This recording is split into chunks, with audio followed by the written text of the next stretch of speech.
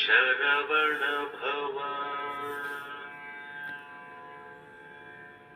ஓம் சரவண பவ.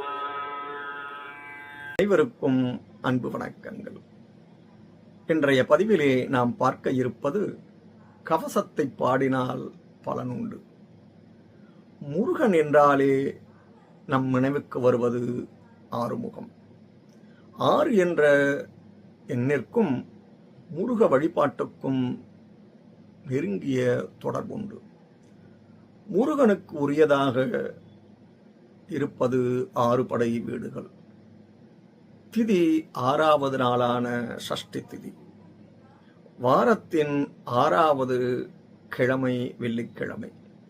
அவருடைய 6 முகமும் பக்தர்களின் நலனுக்காக 6 விதமான பணிகளை செய்வதாக பாடுகிறார் அருணகிரிநாதர்.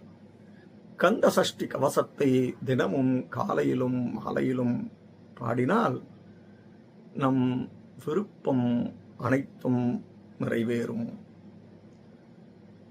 ஆகவே தினமும் கந்த சஷ்டி கவசத்தை பாட முயற்சிப்போம். நன்றி, வணக்கம்.